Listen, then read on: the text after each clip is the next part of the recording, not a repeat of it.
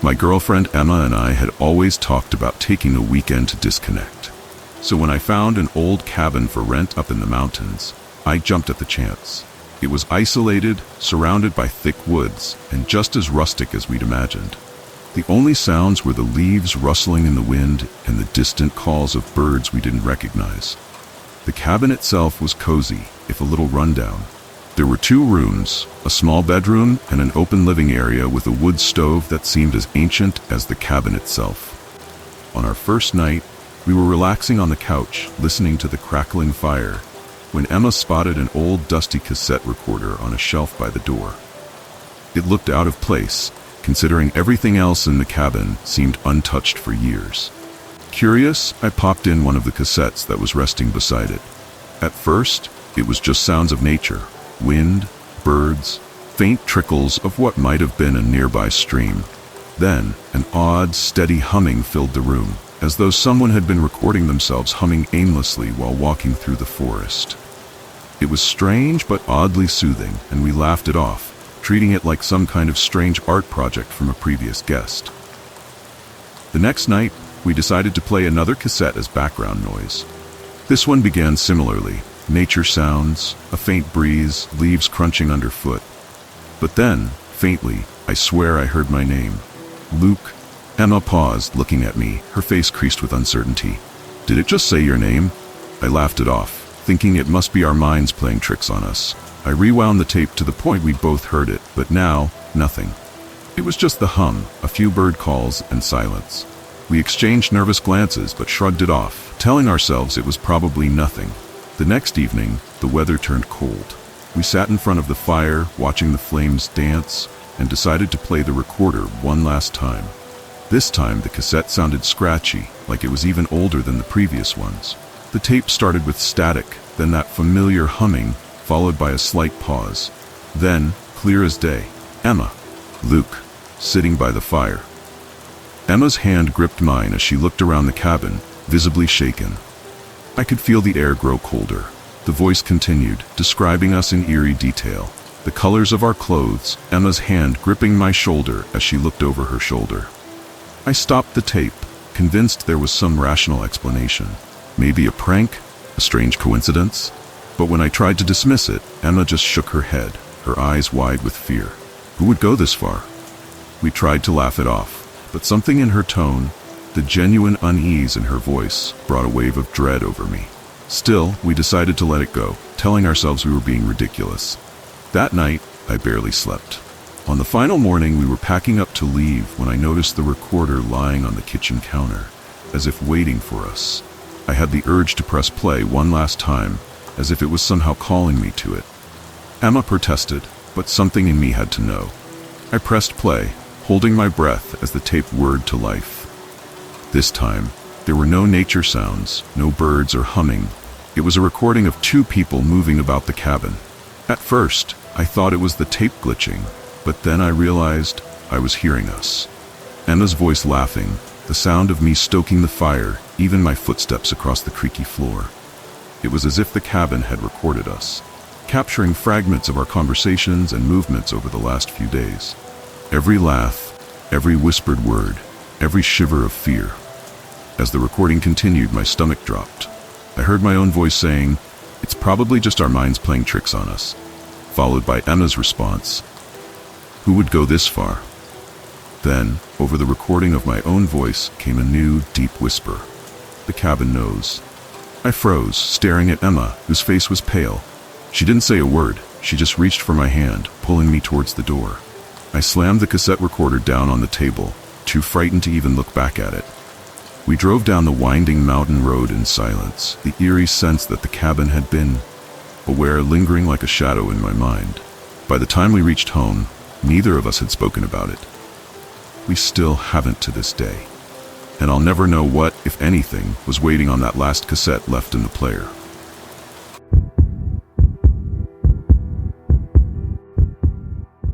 I rented a cabin deep in the woods to get away from everything. Just a few days to myself.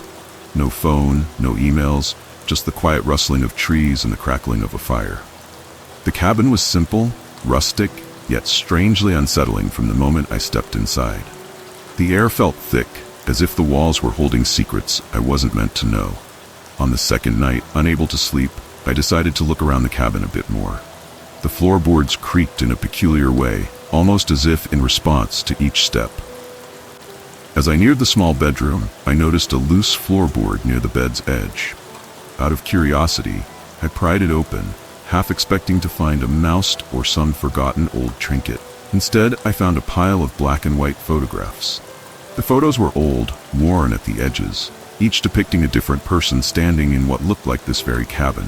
All were looking over their shoulder, faces twisted in terror. The most disturbing part was how real their fear appeared. Eyes wide, mouths slightly open, as if something horrible was standing just out of frame. I flipped through one after another, each more unnerving than the last. And though I tried to convince myself it was some twisted prank or art project, something about them felt disturbingly genuine. A cold draft hit me, snapping me back.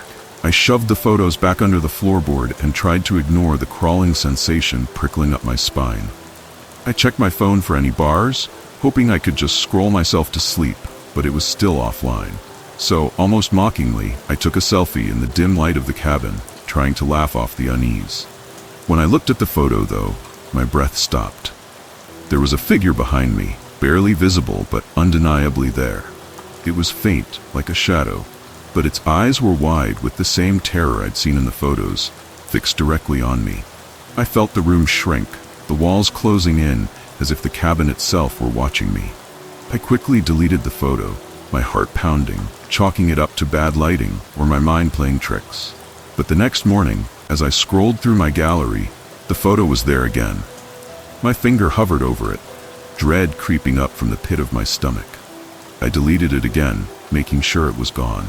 I turned off my phone, wanting nothing to do with that image, and left it on the counter as I went outside to clear my head.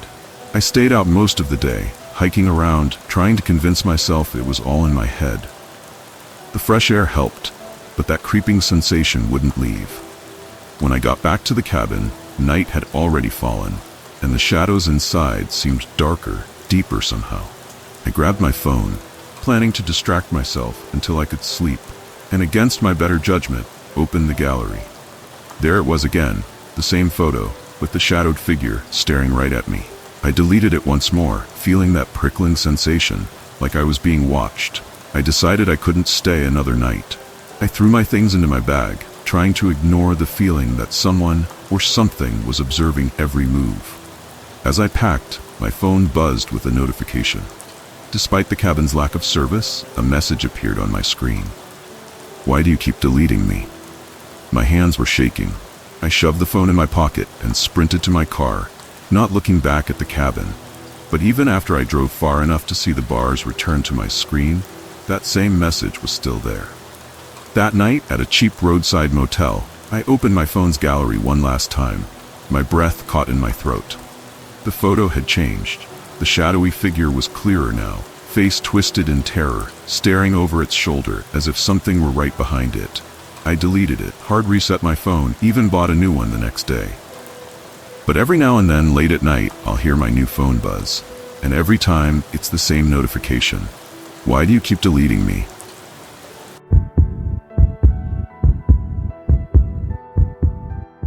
I'd been planning this solo camping trip for months, a small cabin in the middle of the woods, a few days to myself away from everything and everyone. Just me, a stack of books, and the quiet. It was exactly what I needed.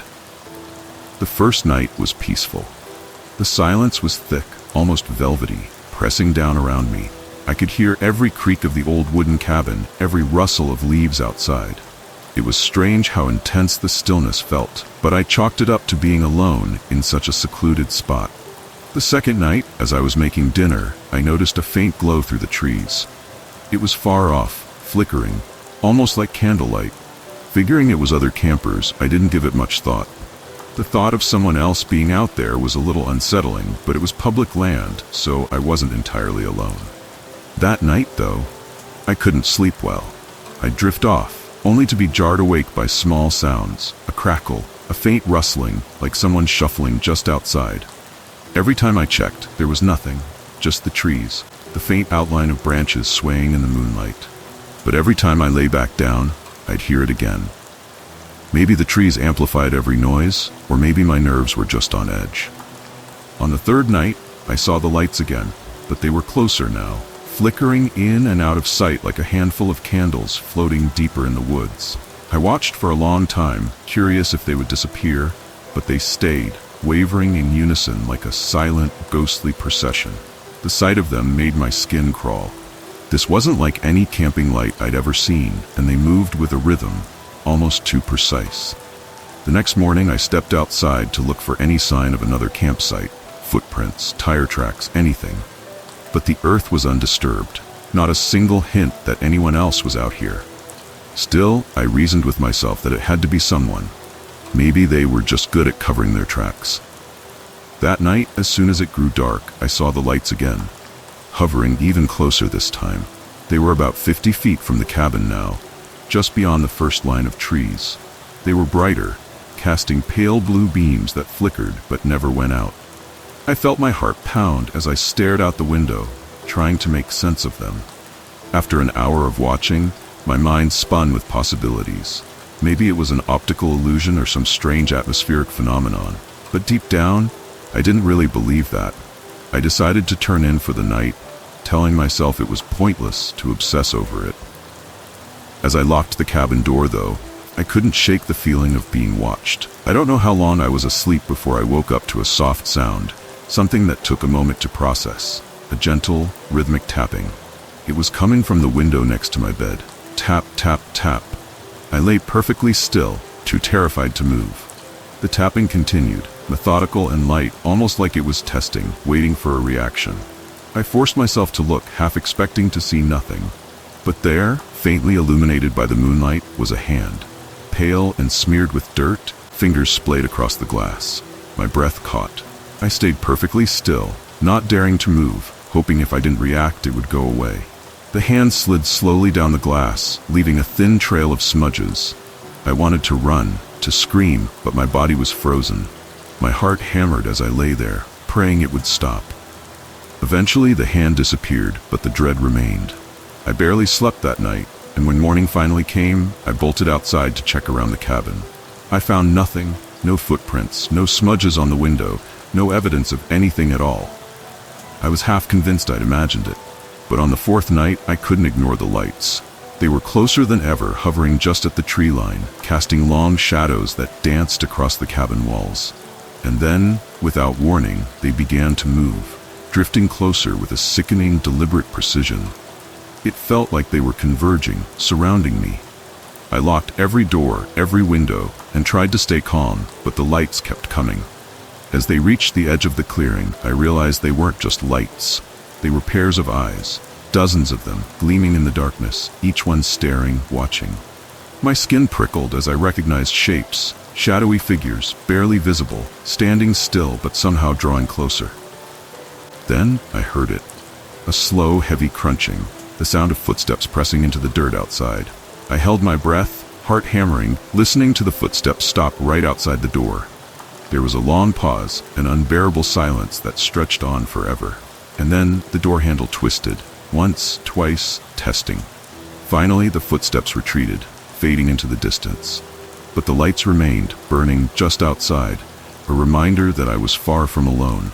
I left at first light, and as I drove away, I made the mistake of glancing in the rearview mirror. For a second, I thought I saw them, those faint blue lights, clustered along the tree line, watching me leave.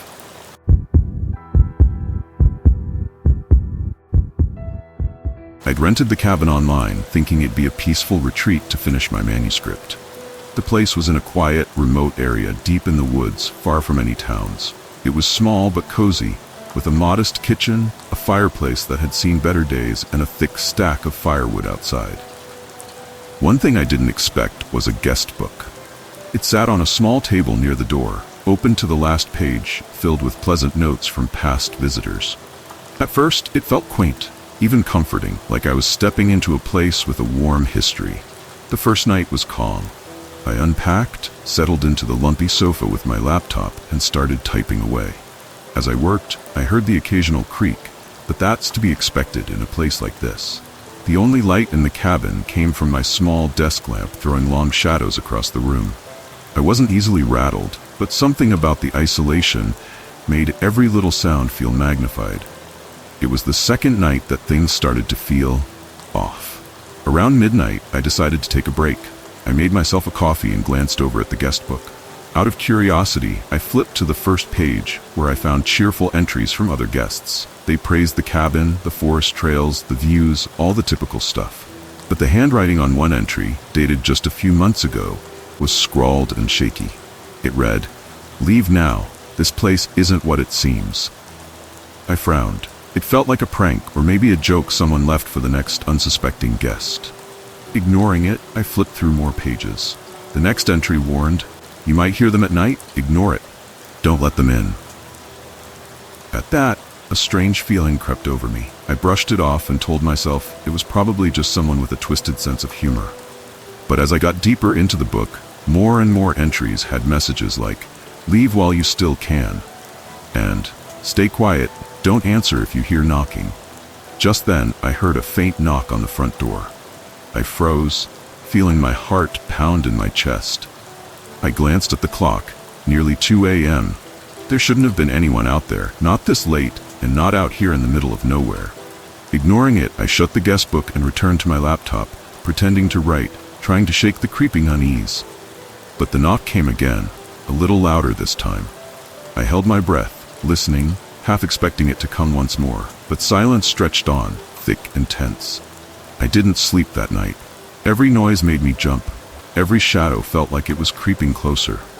At dawn, exhausted but determined not to let fear ruin my trip, I told myself I'd imagined it. When daylight streamed through the windows, I felt a small relief. That night I told myself would be different. But it wasn't. As soon as darkness settled, the cabin seemed to breathe in unison with my own anxious breaths. Around midnight, the knocking started again, 3 slow, deliberate raps. This time, I approached the door, trying to steady my nerves. I looked through the peephole, but only darkness stared back. When I stepped away, I caught a glimpse of something in the corner of my eye. My heart raced as I turned to the guest book again. It was open. I was certain I'd closed it before going to bed. Flipping through the pages, I found new handwriting, a frantic scrawl I hadn't seen before, in large, jagged letters. "It knows you're here." The knock came again, louder, like someone striking the door with their fist. I stumbled back, feeling my stomach drop as an icy dread washed over me. I grabbed my phone and checked the signal. Of course, nothing. As the knocking continued, I thought I saw movement outside the window. A dark figure, just barely in sight, watching. I forced myself to look away, to not let it take hold of me. I returned to the guest book, flipping to the last page, my hands shaking. "If you hear it outside, whatever you do, don't open the door," was the final message, smeared in dark like the ink had run in someone's panicked hand. I closed the book and backed away, the sound of knocking echoing in my head, a rhythmic, relentless call. I stayed up all night, clutching a fire poker as I sat near the window, my eyes flicking to the darkness outside, half expecting to see that figure again. It never showed, and as dawn broke, the knocking finally stopped. I didn't wait to see what would happen the following night. I threw my things in my bag, shoved the guest book deep in a drawer, and drove off, leaving the cabin behind. Days later, back home, I kept wondering if it was all just some sick joke, an elaborate prank someone had pulled on me. But every night since, when I'm alone, I think I hear those 3 knocks, faint and distant, coming from somewhere beyond the walls, and I still can't bring myself to look outside.